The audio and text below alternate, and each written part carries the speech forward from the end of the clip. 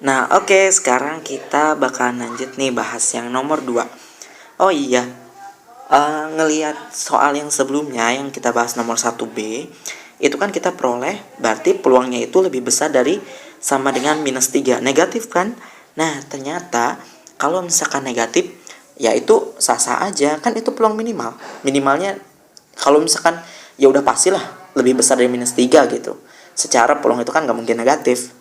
Nah, karena Chebyshev itu berupa pertidaksamaan, bukan sama dengan. Jadi, lebih besar dari sama dengan -3 itu sah-sah aja, karena peluang nggak mungkin negatif. Karena itu juga kan pertidaksamaan lebih dari. Oke, nah jadi nomor 1 clear ya. Nah, sekarang kita bahas yang nomor 2. Ini masih soal tahun 2000 berapa ya? 2011, 2012. Nomor 2.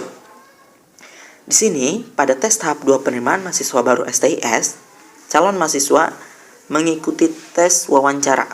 Misalkan, peluang seorang mahasiswa direkomendasikan oleh pewawancara adalah 0,3. Yang A, berapa peluang calon mahasiswa pertama yang direkomendasikan pewawancara adalah calon keempat yang diwawancarai. Nah, sebelumnya kita harus menentukan dulu perubahan acaknya apa sih? Ini kira-kira data discrete atau continue? Iya betul, ini ada data discrete. Kenapa discrete? Karena mahasiswa nggak mungkin koma-komaan. Nah, ini datanya data discrete. Jadi yang bisa dihitung. Kan banyaknya mahasiswa discrete, ya nggak? Nah, berarti perubahan acaknya adalah calon mahasiswa yang direkomendasikan. Nah, di sini ada peluang sukses. Dia direkomendasikan peluangnya 0,3. Berarti peluang Q-nya 1 dikurangi P. Berarti 1 dikurangi 0,3. Berapa? 0,7. Sip. Nah, di sini lihat berapa peluang calon mahasiswa pertama yang direkomendasikan pewawancara adalah calon keempat yang diwawancarai. Ini ada kata-kata pertama, calon mahasiswa pertama. Nah, ini merupakan ciri-ciri dari distribusi geometri, di mana ini menyatakan peluang sukses suatu kejadian itu yang pertama kali, sukses yang pertama kali. Jadi kalau yang A, sukses pertama adalah mahasiswa keempat. Jadi sukses pertama adalah yang keempat.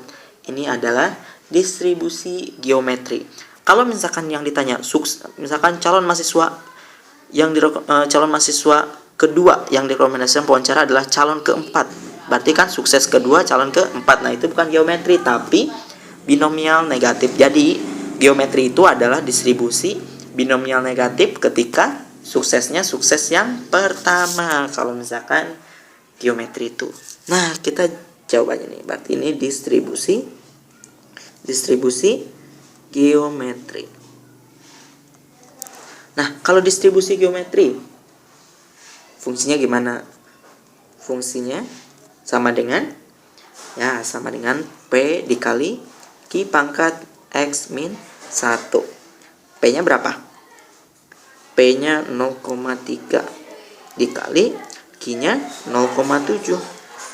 Nah, X itu apaan sih? X itu adalah yang keberapa.